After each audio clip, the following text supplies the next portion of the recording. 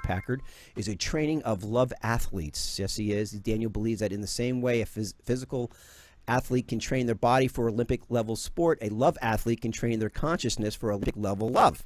That's the way it is. Fusing his passion of helping people create a better love with his passion making people laugh. And by the way, he used to be a stand-up comedian for 10 years. And once you're a stand-up comedian, Dan, you're always a stand-up comedian. So you don't get away from that. And Daniel has created several projects, TV, Broadway, radio, where he delivers his insightful lessons in an entertaining and engaging way. After 10 years of experimental and academic research and experimentation, he's kind of a scientist by nature. So that's just how he was made. After 10 years of he put together a precise and clear model of mechanics of self-love.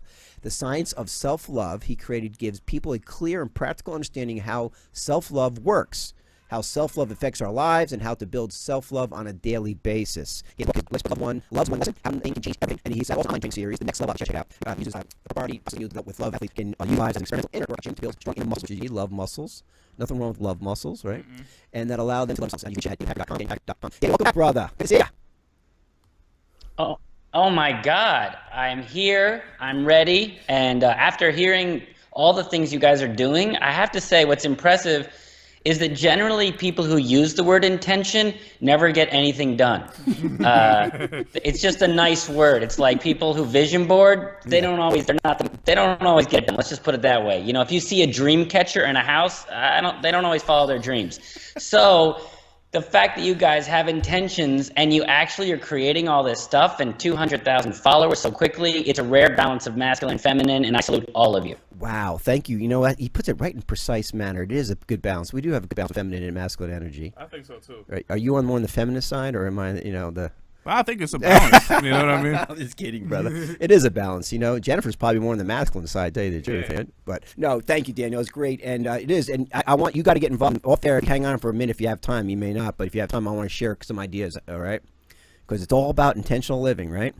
So, tell me about the women and the men over there in Europe. How are they different? What's going on? I mean, well, first before you do, tell us why you're there. What do you do? What do you got going on? Well, this is actually exciting. I know a lot of your listeners are just absolutely riveted to my life. And I know that a lot of people flip between Kardashians and what's Daniel up to. So you need not wait any longer, people who have never heard of me.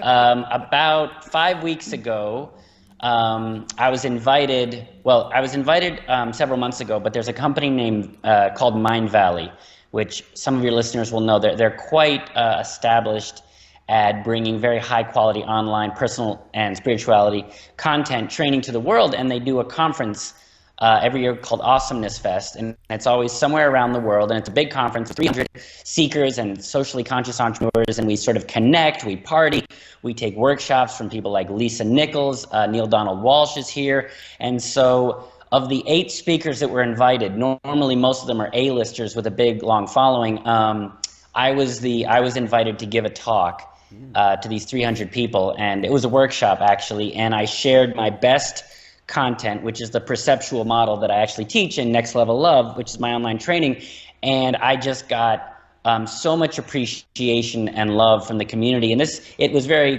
confidence building because this is a community that knows their personal development content. These are your junkies, so they know their stuff, and they walked up and they really let me know that the talk was incredible because it was funny, it was insightful, but also the tools that I'm sharing really no one has seen before.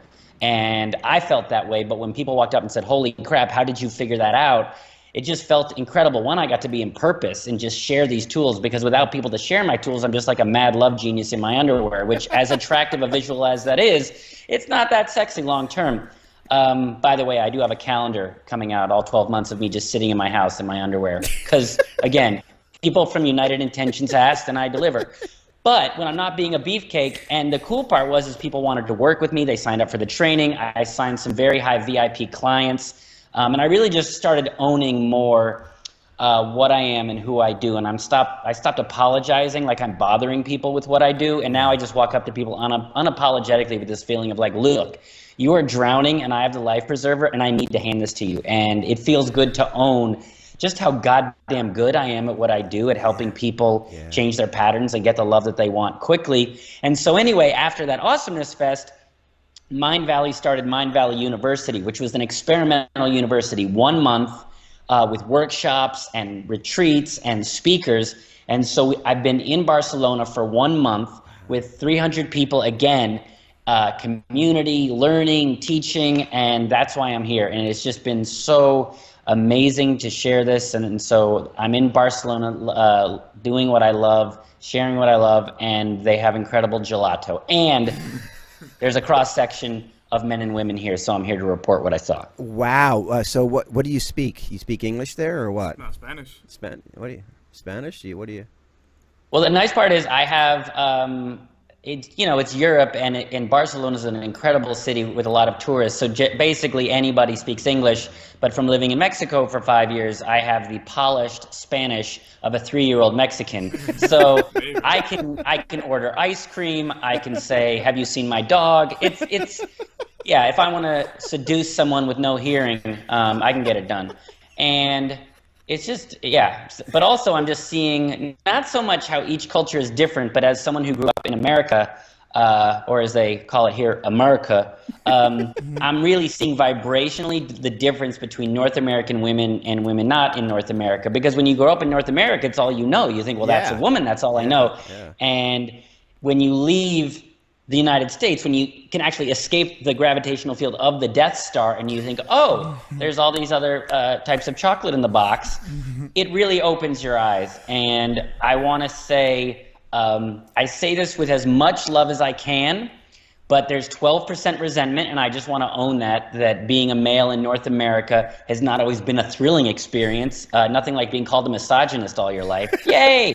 So there is some resentment in my voice, but I hope that the women can listen to this and just hear the truth and not get too offended about my psychological and scientific findings. Well said. Let's hear it. What is the truth? Right. And I can already hear your female listeners being like, what? What? Well, listen, I will say this. My experience has been with European women is that they seem much more attentive to the masculine energy of a man, in the sense that they're not trying to what's the word? It's not even emasculate, but they're not trying. They're honoring it as well. They're not trying to rise up and be it themselves. It's like I'm a feminine woman and you're a man, and it's almost like more of a balance between it. There's not more confusion. I think in America there's a lot of confusion between being a man and a woman these days, especially. Or whatever else there is besides a man and a woman, and I think it's not as confusing over in these other places, or at least not as confusing. Well, I mean, I think you're right, and I think everybody knows this. I'm not the first person to comment on this, so I wanted to look at it from a more deeper level instead of saying, well, this culture does this and this culture does that. Yeah. What I've noticed is more, and I think again this intuitively makes sense. North America is just hard on a female body. I mean, the female body. Which I don't have, but I've seen too naked. What? And, if I have a feminine side, though, and North America is just, it's a masculine energy. It's egoic, it's aggressive, it's cold, and it's harsh. So if you think of the feminine as flowy and soft and flowers, and you put it in a meat grinder next to punk rock music, it's just not going to end well. So what I've noticed is that just that pressure cooker not only is difficult for the feminine to flourish, but even more so, I think it fragments the female consciousness, because obviously there's just so much conflict. They have to be strong, but feminine, they have to work. Do I want to be this or that? Do I want to be that? They're just pulled in all these directions, and there's the North American woman is still finding her way. And men, we still have our struggles, but we still have the same role. We're not constant. You don't sit around with men and be like, so who am I? Do I want to stay at home or do I want to, work? Am I slutty or am I a sweet boy? Like, we don't sit around and have those conversations. Like, we get up in the morning, we kind of try and do something, and we see, some boobs by the end of the day. And it may show up in different ways, and I don't want to oversimplify men, but our path is not as fragmented. It's a little bit fragmented, but when I see what women, the choices they have to make, that really the roots of femininity just got shredded feminism, so the root of who they are has been ripped up. Yeah. What I've noticed when I was just walking down the street is I would hear women from North America, I would hear their voice, and it was just, sadly, it was like a different species of human being. the women from Spain or even Europe, you would hear their voice, and there was like a softness to their voice. You know, the Spanish, oh, hi, nice to meet you. There was just some breath, which is, I think, air moving in and out of their body. They're just more in their body because they're connected to their bodies, because their bodies haven't been banged up with loud ego and fragmentation. But then when the North American women would walk by, I would hear, hey, do you guys want to get a latte? Hey, hey, oh my God, is there Wi-Fi? Is there Wi-Fi? And it was just, I could hear just, they were forced into their throat and air wasn't going in and out of their bodies. And I was just intuitively hearing kind of the canary in the coal mine of what's going wrong. And it made me sad, quite frankly, because this is nobody's fault. Nobody's bad or good. It's just, this is the effect. And so I know a lot of women who want to be more feminine, and they're aware that their femininity has been lost, but it's really at a terminal time. And so I just want to bring some awareness from the male perspective to women from a place of love, just to let them know that as a North American man, I miss American women. And this is a little bit harsh to say, that I think America doesn't have a lot of women. It has anatomical females. There's a lot of American females, just like there's a lot of American males. But I consider to call myself a man, I don't get to say that because I have the genitals. I say that because I feel that I uphold the principles of being a man, from loving myself, from being a leader, to upholding myself, from having integrity. I had to earn the right to call myself a man. And sometimes in the narrative of feminism, you hear, I'm an independent woman, I'm a woman, I'm a powerful woman. And they throw the word woman around as though you just get it automatically. And you don't. I think to really, in my definition, in one level of seeing, I think woman is something that you need to earn, just like being a queen is. And I'll say that I think North America is missing men, and I also think it's missing women. Well, I tell you what, that's so articulate and brings back so many other questions too. But the first I want to ask you with that really just a synopsis, and I think this is it's a tragedy in my perspective as well. And I agree what you said, that it's basically feminism gone wild. It has overlapped the whole purpose of it and has feminism gone masculinism. That's basically what happened. Instead of feminism exploring itself, it's now exploring trying to be masculine. And I think that's where it went off the track. Now, with you saying that, what, in your opinion now, since you had kind of this revelation and comparison, in a sense, with European women, what are the attributes that make a woman from a Daniel Packard's perspective? I can say for me, because also part of my journey as a man was that over time, I've really become more and more clear about wanting a feminine woman. And as, a part of the work that I do on myself and help other people with is that I feel more enough to be loved, and I feel more worthy of love.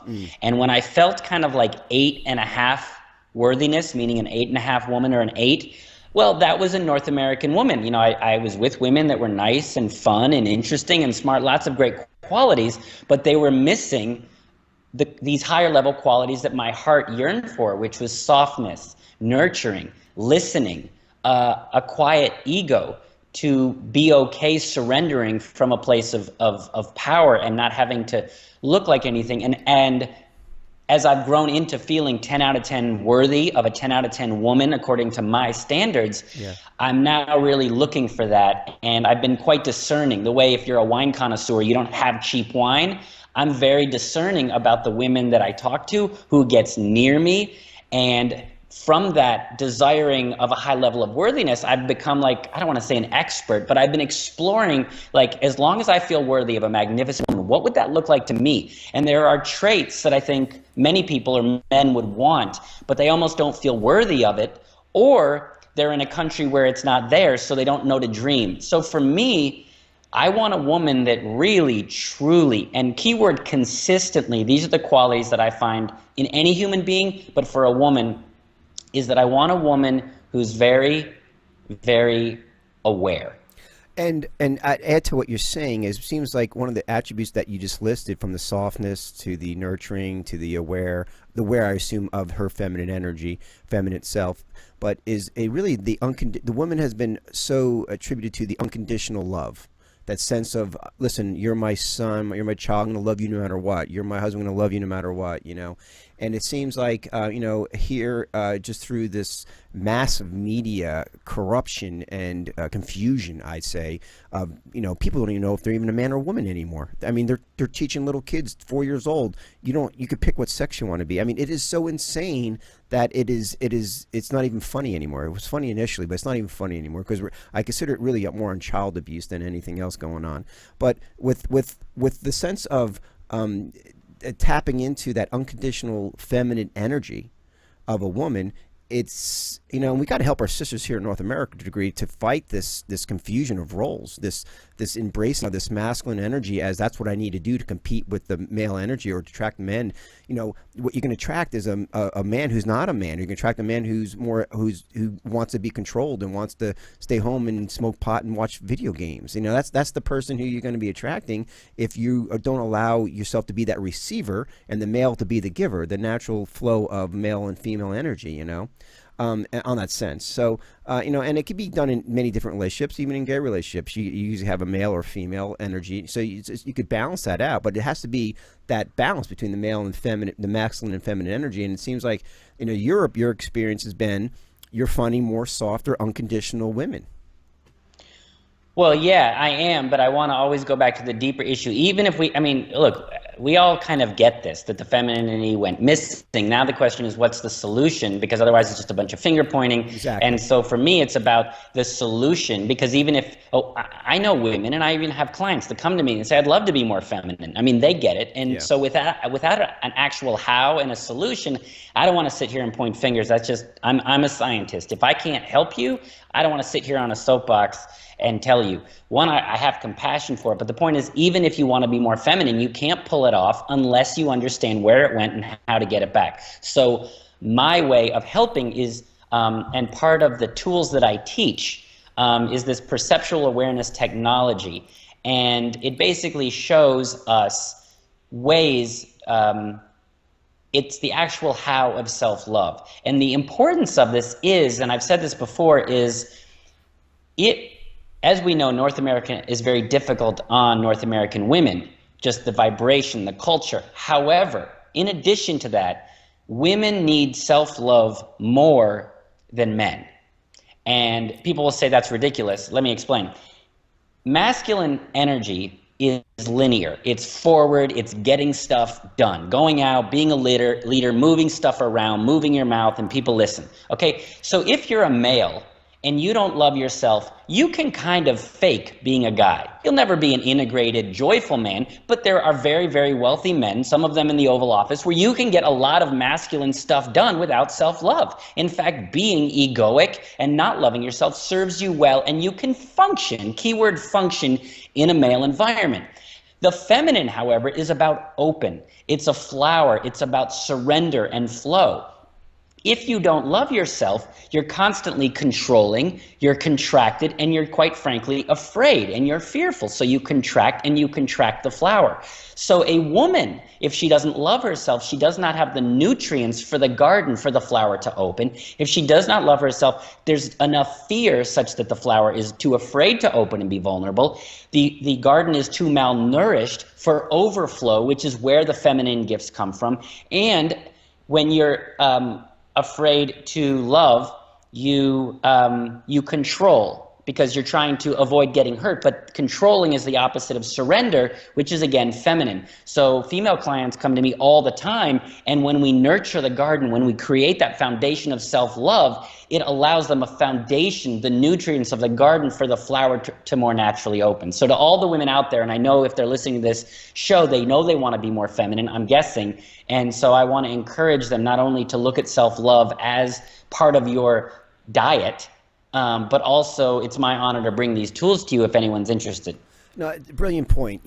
Because of the nature of the feminine attributes, you're saying self-love is much more important on the priority of a female to fully engage in that feminine energy because of the fact of the parameters of being feminine.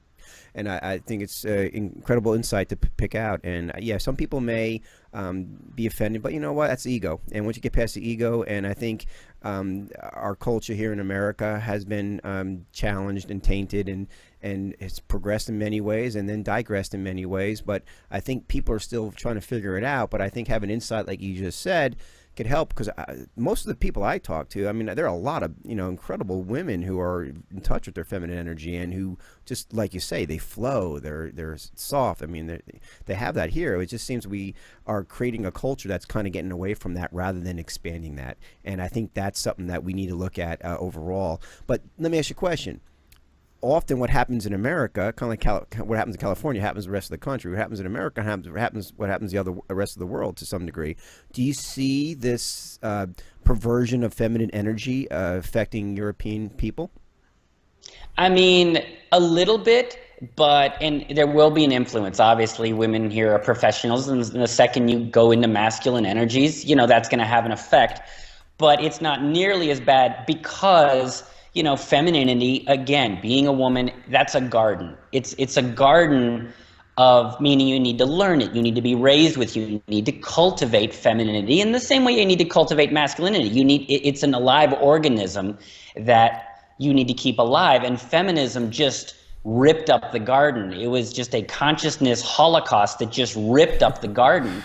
And it was so loud and so violent. It was just a nuclear bomb that blew everybody up, and in that blow up, in that intense ego and aggressiveness, the garden was just shredded. Yeah. And so that's where you're seeing a lot of the confusion. Right. And in Europe and the rest of the world, you just didn't have that nuclear bomb, that super aggressive ego, victim-based consciousness didn't just rip through like a tornado. And so the bedrock of masculine femininity is still here. You go to the cafes and you see the women looking nice and the men with some swagger. It's just out here. People are meeting and connecting, and you see the men, and the men walk with a certain confidence. In North America, you can look at many men's eyes and it's just like The Walking Dead. I mean, these guys have no pride because they've told that they're just like, please don't rape the women. Please don't hurt the women. Stop oppressing the women. We don't uphold our men because the egoic feminist narrative was like, you guys are just monsters. Please stop hurting us. And so men were like, I'm sorry. Yeah.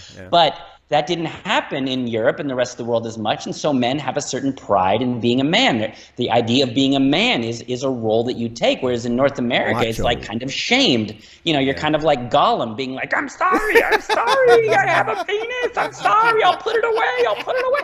So, the men here are just more attractive. They have better posture. They take care of themselves.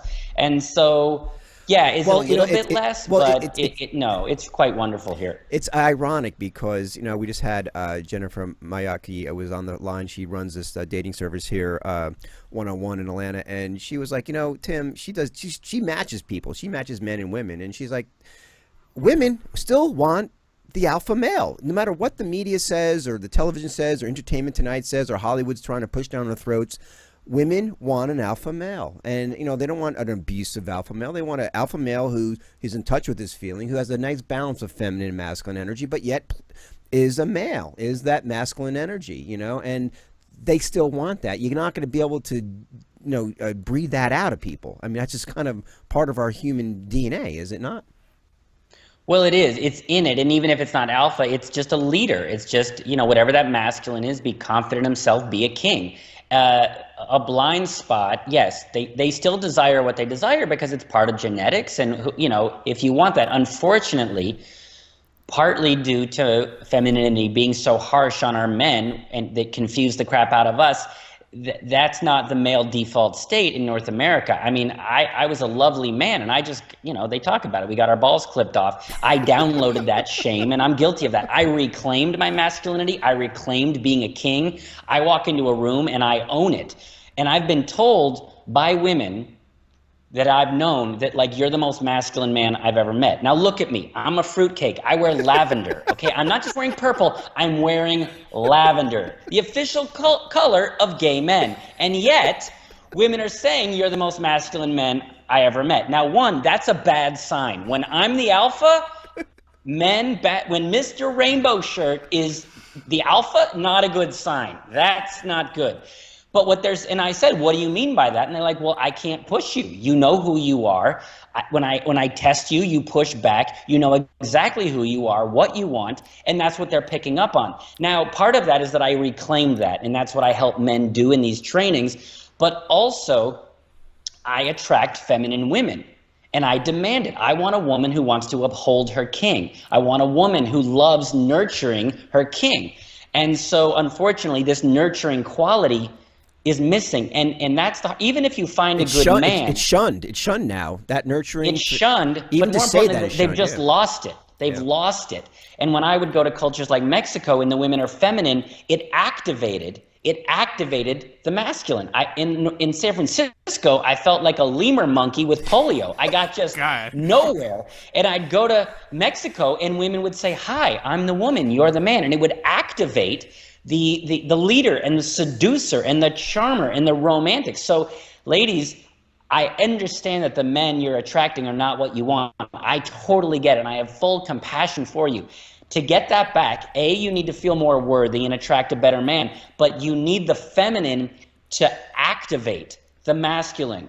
It's just like when a man is masculine, you can surrender and be more feminine. When you're feminine and you nurture and you honor, a man can be activated to a higher level. So just a little lesson to the ladies, but B, unless you cultivate that feminine, you'll always not fully respect and subtly resent the men in your life. If I can interject, Latinas are the best. That's it. That's all I wanted to say. You're not tainted at all. No. But that's brilliant, Daniel. And when we get back from our first break, let's talk about the other side of the tracks here. Let's talk about what's going on with the men, and maybe are they going too feminine and not losing their masculine energy and allowing that to happen. All right. We'll be right back with Daniel Packard. I'll tell you what, he's one of mankind. You can reach him at the DanielPackard.com. We'll be right back.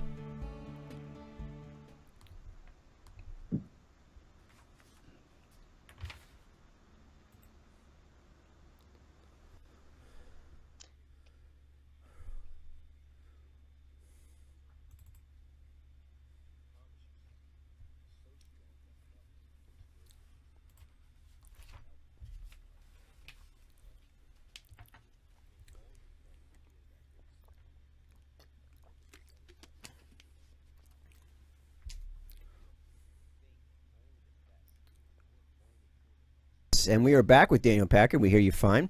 Author of Love's One Lesson, How One Thing Can Change Everything. Check it out on Amazon as well as on our site. Should be up on our site already under recommended reading. So Daniel, when we left off, we were basically giving our poor North American sisters a little hard time, but it's kind of like tough love, I'd say, right?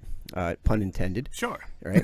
And but so let's talk about the man, and the men's role, because this shift in like, I love how you're talking energetically, like when you're down in Mexico, how there's an actual energetic shift. You could sense it, feel it, and it triggers certain aspects of each gender.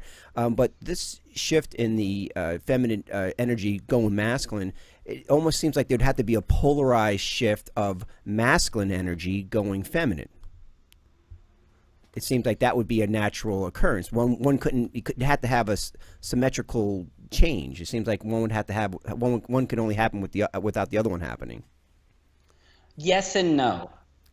On some level, you're right, but that's not understanding the video game with proper clarity. Okay. The women didn't. The women didn't actually masculinize.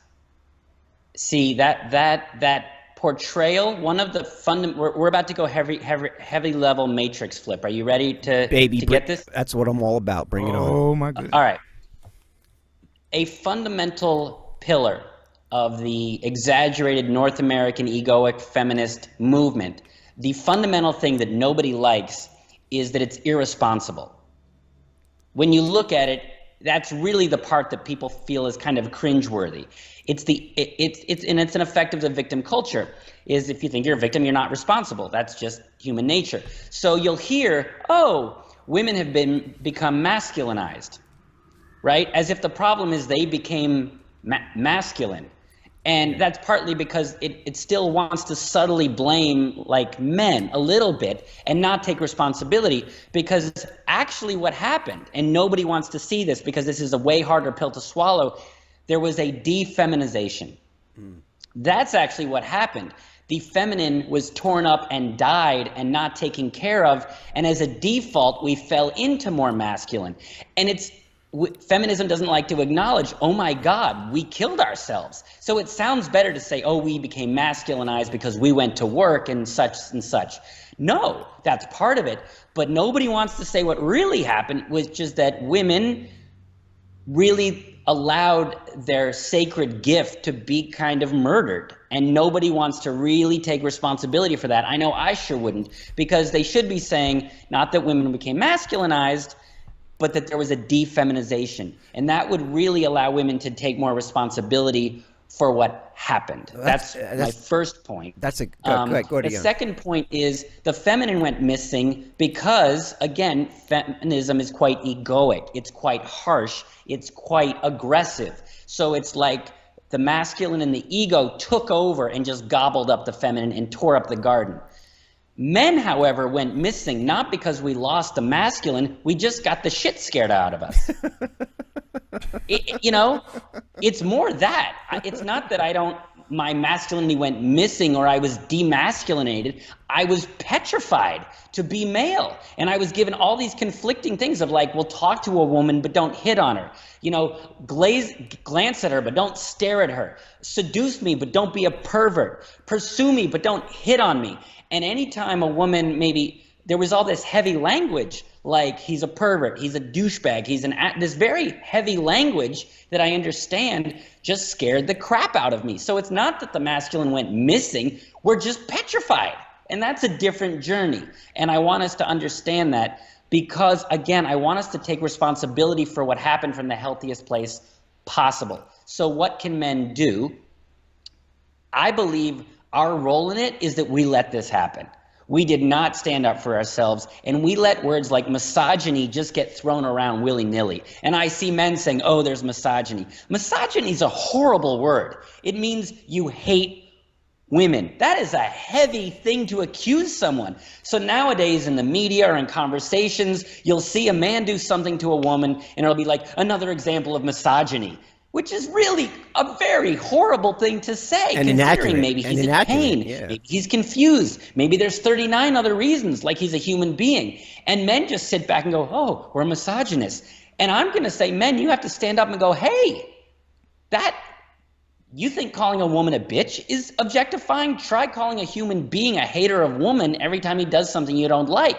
And the language of men create rape culture and men are perverts. We let this language happen and we don't stand up to women. I have gone around and started speaking up to women and saying, hey, are you aware that this language is hateful and irresponsible and torches our soul? Are you aware that the men are in pain and we are hurting because we've been blasted with hate speech for the last 40 years disguised as a movement of equality? And a lot of women have no idea. They have no idea because feminism is a quite selfish movement that focuses on the needs of the women. So a lot of good women are just ignorant, and we as men let this happen and we're not speaking up. And so we have to educate the women, hey, you are out of line. Your language is not of a woman, it's of an angry, bratty teenager, and stop it because it hurts and the men are hurting and we're tired of being screamed at and being accused, and we'd like to be listened to. We want our experience to matter. That if you want women to thrive, you need to love men so we can love you better. Maybe when you get angry that men rape, maybe instead of calling us rapists, say, wait, why are men that are wired to protect women hurting women? Why don't you start to ask these questions? And so women won't do it voluntarily because nobody wants to grow up. So we as men really need to go out there, start sharing our pain, sharing the effects, and holding women accountable to how they show up in the world. That's what we can do. Well, it seems like a pretty big task to take on. I mean, that you talk about shifting culture that's been deliberately or at least consciously shifted over the last, like I said, 40 plus years. At the same time, where else will we go if people don't? And I think, like I said, most women don't want that. Most women don't want this culture, what has been developed here. It has just ran amok. And I think they're looking for an array. But like you said, people are going to have to take a real close look in the mirror and say, okay, what has happened to femininity? Has it, if masculinity hasn't been balanced, as you're saying, or hasn't been lost in the male, it's just been confused. But it's the feminine energy that has been really perverted or tainted or shredded, as you say. The question comes down to, what can men and women together do to bring that balance back? And a lot of it is setting boundaries, as you're saying, and listening to each other, as well as when I say setting boundaries, you're saying the man says, okay, no more. I know this is me being a masculine energy here, and I'm not going to take you calling me, emasculating the black culture. And I'll tell you where I see it the worst, and you could probably speak to this, is I see this division of genders the worst in these universities and these progressive college campuses. It seems almost like the line in the sand has been drawn. I mean, and they're being now conditioned at late teens, early 20s. So when they become 30, 40, 50, and they really realize, my God, okay, what's going on? They've been so perverted in their mindset of what feminine masculine energy really is. How the hell do they get out of that situation? I mean, honest to God, it scares me because I speak a lot in colleges, and I have my talk is about self-love and loving yourself. And more times than I'd like to admit, I'll say something, and next thing you know, there's a firestorm in the university, and I'm a misogynist. Yeah. And I've had, after speeches, the students will walk up and they'll say, I had this point in my show where I talked about feminine energy being more open, and that a flower works when it's open. And for women to just look into the idea that maybe by saying yes more and being more open to love, they'd receive love. Then after the talk, I had students come up to me and tell me that I was promoting rape culture. And I said, wait, hold on. And I even put in the talk, hey, by the way, this does not mean give permission to men. I'm saying on an energetic, abstract level, the flower works when it's open and it feels better.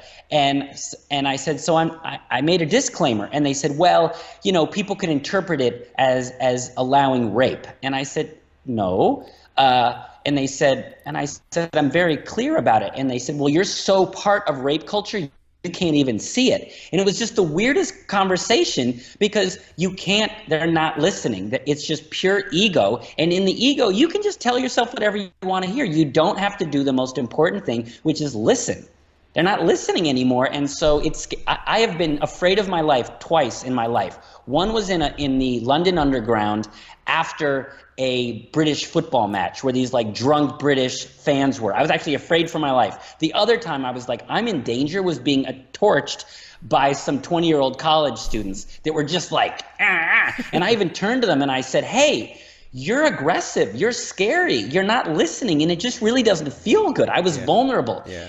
And they looked at me and they said, well, how do you think we feel? And they just doubled, and they were aggressive. Anyway, my point is, I've been to ground zero, and honestly, God, the solution is going to be with individual women. Because men can start with awareness and speaking up. But I've asked some very awakened women that see this, and they say, yeah, it's really bad. It's really, really bad. And I said, well, how are we going to reverse this? And they said, individual women. It's just in the same way that individual women started feminism, speaking out, saying we're not going to take it anymore, and that leadership spread. Someone has to go first when it's unpopular. She said it's going to be individual feminine women going out and being an example and speaking and educating the next generation. That's how it's going to start. And if you think about how bad things it's got, it is going to start with individuals. So I think individual women and individual men, and it just really starts with awareness. There is such a blind spot, a strategic blind spot of how bad it's gotten and how we've affected our men and how we've affected our women, because again, feminism is fundamentally irresponsible. So it will just start with awareness, people speaking up and going, you know what, enough is enough. When we get enough awareness, it'll force people to wake up, and then I believe you'll get to see a shift. But I wouldn't try and change things right now. right now I encourage everybody start speaking up. Yeah, great advice. And so, I mean, I don't think are there a lot of women? Could you name some well-known women who are speaking what you're saying? I mean, outside of people, he's not a woman, but Milo, he speaks about that to some degree. But are there any actual women speaking up in reference to, hey, maybe we're interpreting this, maybe we're taking this a little too far. Maybe, we're bouncing about. You see anybody on the circuit? I mean, I track this just like, astrologers look for comets in the sky. Like, I go looking for it because I'm so saddened by the one-sidedness of the narrative. And I know there must be awakened women out there that get it because I talk to them. Yeah. But I'll look online, I'll look for articles. And of course, I see these very annoying to me articles about how bad it is. And so I'm looking for these glimmering little gems of a woman sort of speaking out. And occasionally, sadly, you'll see someone write an article that will end up on Huffington Post, maybe being like, hey, maybe that's too far. And then what you'll see is like 10 gang attack articles on the woman. And I used to be with a woman who once wrote an article because she loved men and she loved me. And she wrote an article, she wrote a post on a thread of just like, hey, maybe we could be fair and kind, and just like, bow, bow, bow, bow. I mean, she just got mauled because the ego doesn't care. It will shred you. And so to say no, popularly, I've seen it very, very, very rare, and it saddens me to no end. It's going to start individuals, and thank God we have the internet and we have a forum where people can go and be authentic and start speaking up. And there are some women speaking up. There's a woman, I think her name is like Honey Badger, and she gets this on this amazing level. She has these incredible observations of what's going on. And so I encourage people to go subscribe to her. But no, and to the women listening right now, it's time for you to step up and lead. And so maybe have some podcasts, have some YouTube channels speaking up about this, because it's going to be these quiet early voices that just start. We need people to start. And just from an entrepreneurial perspective, that, he just described the perfect market niche for somebody who wants to get their name out there, because it's a void right now. There's nobody, for the most part, doing it. And if you're a female and you understand what's being said today, then this is a great opportunity for you to raise awareness and not only help men and women in the long run, but yourself as you climb the ladder pretty quickly, because you'll be the only voice out there. So jump on it. I think it's a great opportunity. And that's some brilliant stuff there. Now, real quick here, we got like 10 minutes left, but I think you could probably identify a little bit better, because I know it's ego, and I get that, but some of these folks, it's not even just the women in college women, it's some of them are the college men too, who are totally bought into this liner, and that, and some of the guys are just like, you have to almost be genderless in a way just to be able to communicate with some of these people. But what can you even go there? The psychological happenings going on in a mind of one of those folks that you ran into after the show, why are they so adamant and passionate about how males are the problem, and what's the psychology going on? Because it's all about self-love, and really all we're souls, and when we let all the ego go, we're all the same on that level. But what's blocking them from recognizing that, and what's the psychology, if you've even gone there a bit yet? And honest to God, I've been recording on this, and I'm not even kidding. I probably have like 80 hours of recordings, because I think of this thing, the same way they like track Osama bin Laden with like photos and yarn on a big wall. I've been tracking feminine. One day I'll write a book. It's not the right time. But the core of it is that a majority of feminism and the angry egoic thing that we see that we don't like it comes down to one thing of why they're doing it so much at that high level, is it feels good. Nobody wants to admit this. But basically, I went to a friend of mine who, after I started getting mauled at these colleges, I said, what is going on here? And what they said was, they said basically that it's fun to get angry, especially when you're young. at any age, in the idea of like being a hippie and being mad about it's fun to get angry. That's what punk rock is like. It's fun to get mad, and it's really fun to get mad with a group of people and get angry. And she said it's fun for these college students to just get together and be mad. You know, you've been at home and you've had like teddy bears and stuff, and now you get to be angry. She said they like it. So they said they want to do it because it just feels good. There's community and it feels good to be falsely powerful. And she said when you walk in there, they've already got, as a white male, they've already got 2 strikes against you because they want to get the 3rd strike. So the second you say one thing wrong, they'll say, aha, 3rd strike, there he is, and they will just pull you into their psychological alleyway and maul you. And this is not my language, this is the language of my friend who went to Antioch College. She said they enjoy the attack, the mob mentality. So they're in viscera, they're just feeling. And even when you look at like the Million Woman March after Trump, they got together and it was just a group anger marathon. They had pink hats, I'm a nasty woman, and it feels good to them. But like, what did they do? What did they stand for? What actually came about? There's no there, because I feel a majority of it, obviously not all of it, but what's driving the unhealthiness is they're disguising getting angry for fun as equality. And that's the disconnect. Just like Greenpeace followers like getting angry and attacking whaling boats, and they're disguising it as it's for the environment. No, they're like 25-year-olds that like to like put on gorilla masks and go fight against the, you know, and I'm sure it feels good. I get it, but it's out of integrity. Now, what the men need to do is the men have downloaded this shame of, oh my God, we're so horrible. And I've even seen men's groups that will say, men, we need to stop being so horrible to the women. Now, there's a nice part of that that's kind of beautiful. It's men being accountable and wanting to be better men. That is beautiful. But the narrative is, we're horrible. We've let them down. Let's be less horrible. Versus what would be a healing narrative is, you're a man. You can be proud. You are a king that has lost his crown. And when I go into colleges and I speak and I tell the men, we have an honor to be us. Have we made some mistakes? Yes, but it's not because we're bad. It's because we've lost our way. And you can be a king and be proud to be a man. And from that place of pride, we protect our women. And I've had young men walk up to me and go, I've never heard anybody talk like that. I didn't know I was allowed to be proud to be me. And this is the shift that I want to see men do. Instead of feeling shame and like, I'm sorry, I looked at you and objectified you, start saying, no, I want to be a king and I want to lead from a place of love of myself, not apology and shame and regret. You know, and that seems like a much healthier perspective. And you're not talking about the old macho man where, you know, they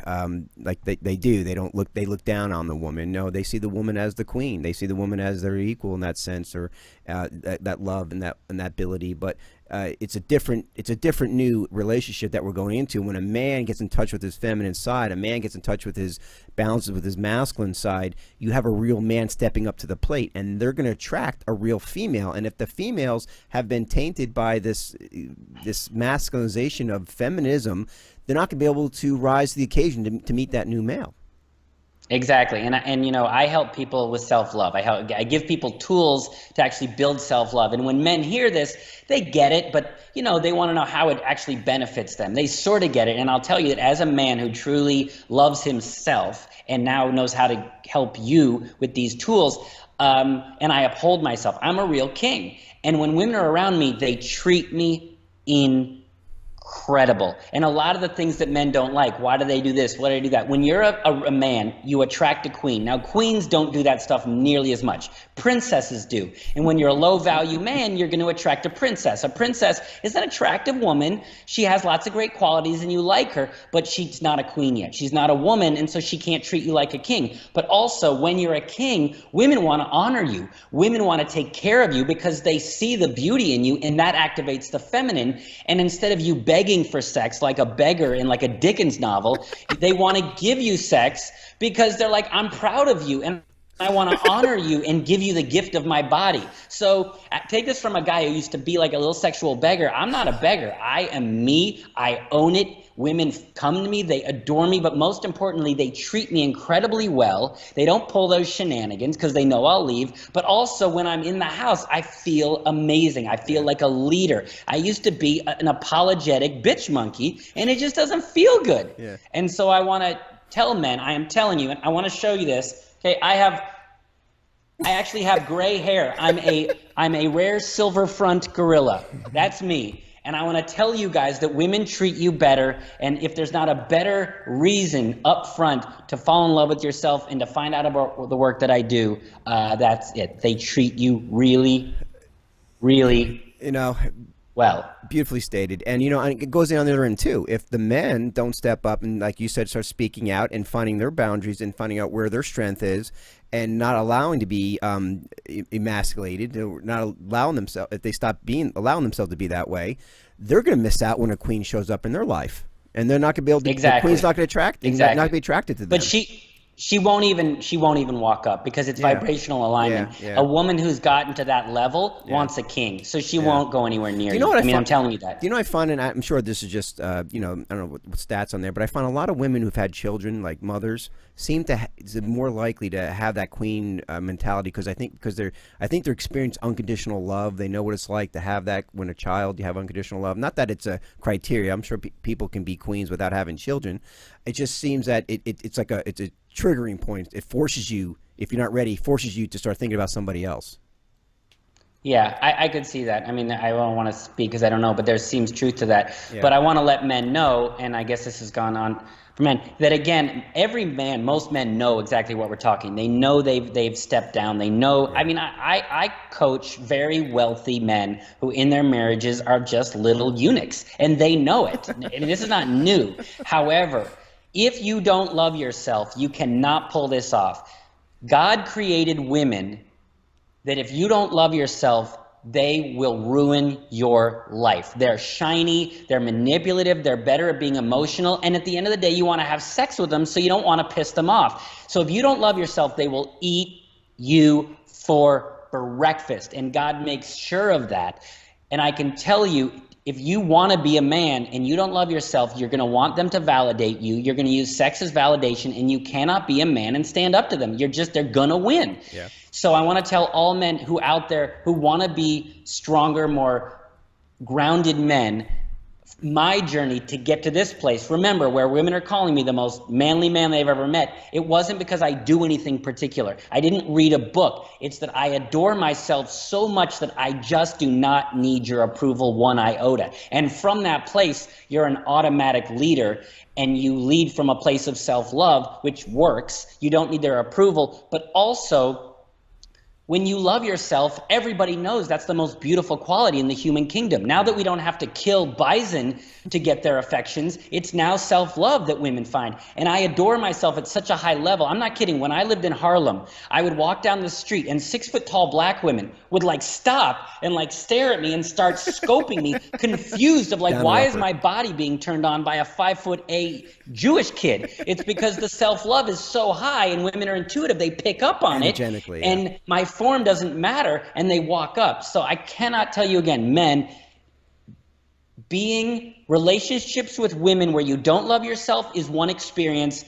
Relationships with women where you do love yourself is another experience. In the same way that sex with a condom and without a condom are two different experiences, I'm telling you, if you want to take off your kingly condom and feel what skin on skin love feels like, find out about my training at loveathlete.com. Is that not the best commercial you've ever heard? Hey, not only that, for men and women too, because you service both. And so the best way is to reach you again if they want to sign up, Daniel, is when?